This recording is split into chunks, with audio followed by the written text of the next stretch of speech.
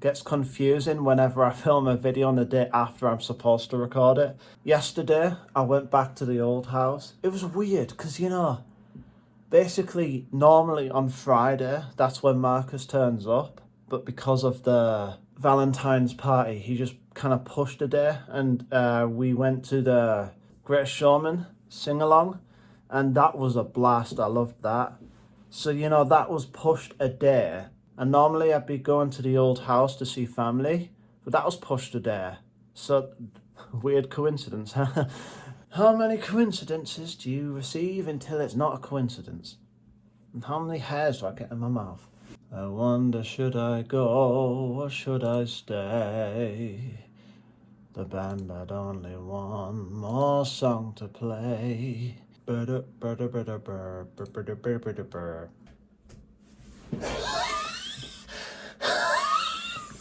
Okay, well, that wasn't healthy. Glad I did that. You can tell I thought of that on the spot. Oh, my arm. Oh, I did it again. I've had my food now, and I should be able to think. Flipping heck, I've got like a teapot or something, a handle. Oh, flipping. How many arm clicks do I need? When living a life as comfortable as mine, it can get kind of boring, and that's probably my biggest obstacle. Although there are things like manifesting certain ideas, trying to get them into my reality. It can take a bit of time, and it can take a bit of well, I'd love to do it, but the opportunity seems locked off at the moment, and I'm at the point where I'm detached, and I'm like, okay, well, I just focus on things that actually are here. That's how I live. And I've definitely got to this point where I'm much happier than I was. I was given so much power to some random stranger who may improve my life. My life wasn't bad until she turned up. My life was already good. I'm even asking myself the question, do I even want to be tied to someone else for the rest of my life? I mean, I'm living in this house with my brother, but that's different. Getting married, having kids, that kind of thing, that is drastically different. And I just don't feel that kind of life suits me. I don't think I would want that. I love this life where I'm just focused on myself, watching all these TV shows, going to the gym. I am doing productive things. I mean, I'm working on the next play with Stage Darlington. It's really quite strange when you end up on this spiritual journey, just trying to get these manifests. Before you discover it, you're like, oh, you realise that if you have a desire for it, you can have it. But when you go on this journey to try and get it, you realise that you don't actually need it. And it's so bizarre. I mean, with the Doctor Who 60s episodes, there's currently 156 episodes recovered. Although the idea is to have 253 of these episodes recovered, it just doesn't seem that important anymore. The only reason I see value in these episodes is because of this story that they're lost.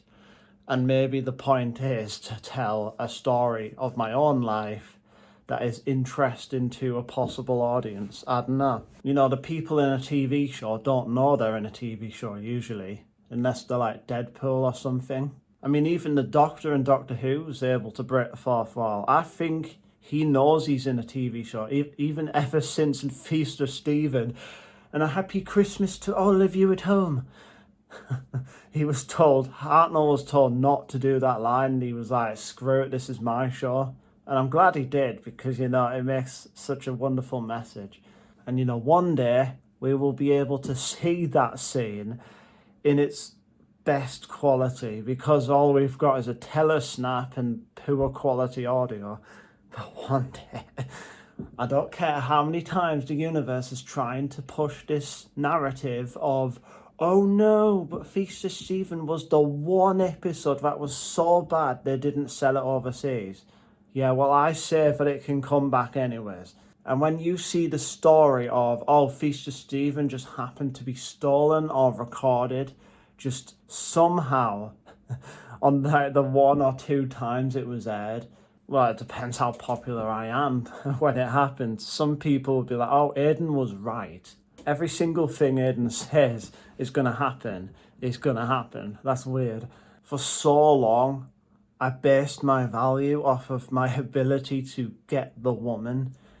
But it's so silly.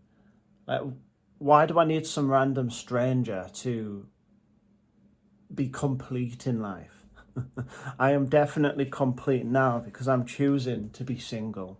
This is literally it. I have received comments, people saying, "Oh, they're sad for me, and I really should get on a date." And I'm like, but why?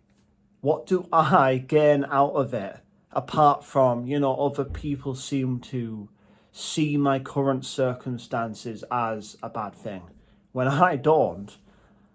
You could say I'm in denial, but I know that my reality is just a reflection of what's within me.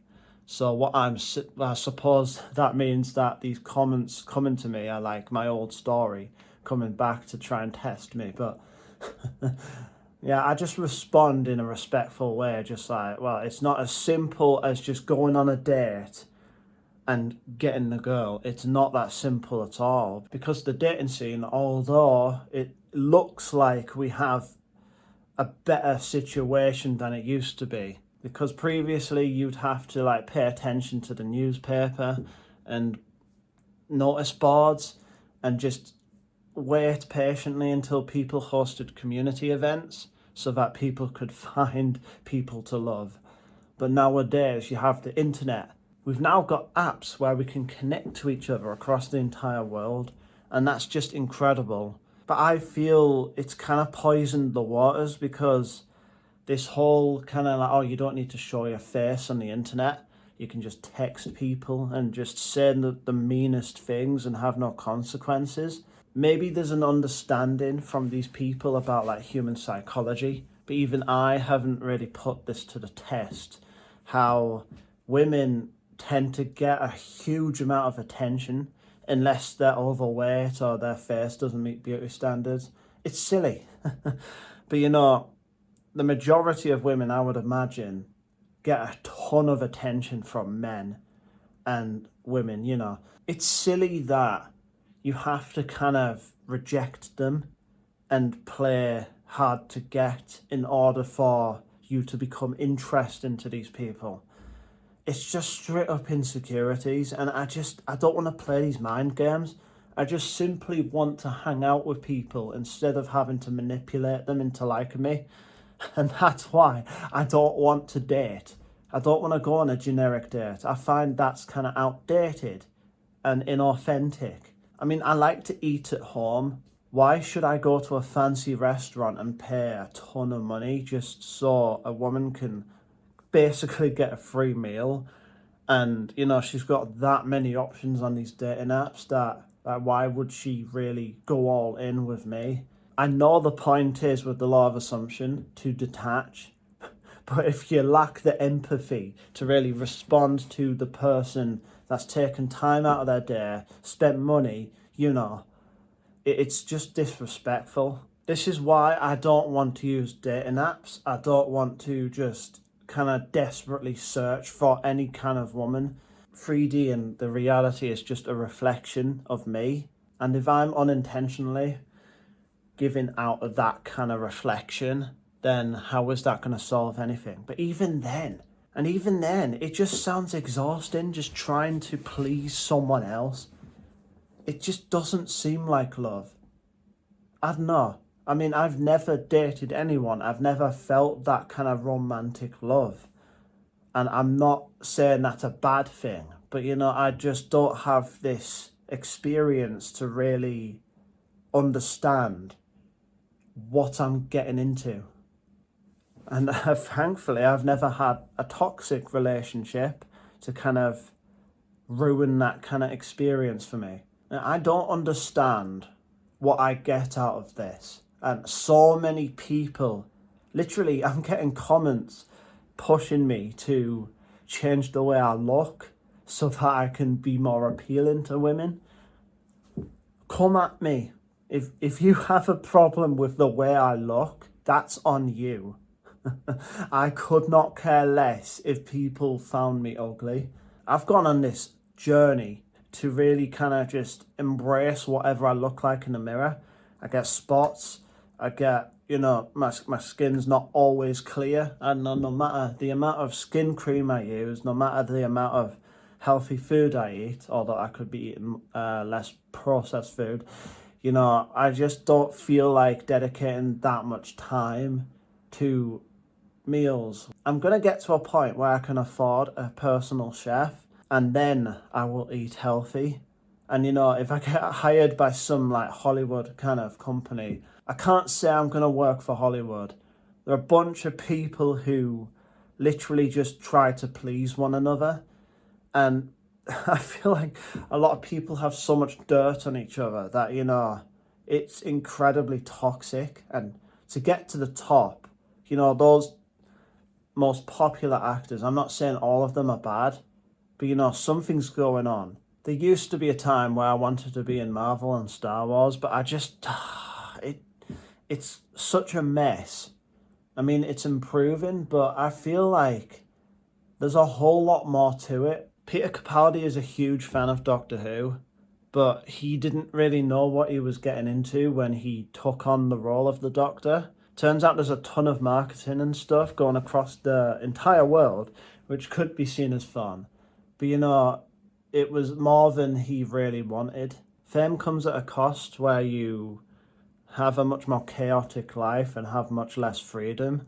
So I don't think I ever want to be famous. So I'm choosing this smaller life where I receive less, but it's higher quality. I mean, I could go to LA, use all of the money I've saved up, and risk going bankrupt and having to come back home or something like that. Just trying to build a career, which is fairly unlikely, but I could make it in LA. But how many attempts could it possibly take? Where I just take all of the money I've saved up, go over to LA, live temporarily, and if it doesn't work out, I just move back, we bounce between them. And it just seems like, it doesn't seem worth it in the long run. Why live years and years and years and years as this really horrible life just to reach like 5 seconds of fame? I would rather just live here where I'm peaceful and not receive that 5 seconds of fame and like, oh hey, now I'm known, now I'm a household name, that kind of thing. But what if, I could probably get to that point at some point anyways. I'm just trusting the universe is going to lead me to greatness. I'm working for a stage group for disabled people. I mean, that's entirely unique, but we are definitely a lot smaller compared to Hollywood, But I just want to work for independent companies, the ones that actually care about me and need me. There's so many people in this world determined to achieve more and more and more and more. But the real question is, are they happy where they are now? And if the answer is no, then when are they going to be happy on this journey where they just keep pushing the goalpost? I need to achieve more. I need to achieve more. And then I can be happy. But what if you were happy now and you stopped trying to achieve? You just kind of fell into it. I mean, look at those actors in Hollywood where they have basically no acting range, and yet somehow they are far more successful than us. That's the secret. People just happen to effortlessly find themselves in these positions. I mean, it's how the world works, and a lot of people just don't realise this. People working 9-to-5 jobs trying to make ends meet, when in actual reality, if you do less, you end up getting more. Anyways, if you got this far, put duster... fudge, I punched. Anyways, if you got this far, put duster in the comments below. And if you haven't already, leave a like and subscribe. Anyways, I love you all. I hope you have a good day, and I'll see you in the next video. Bye.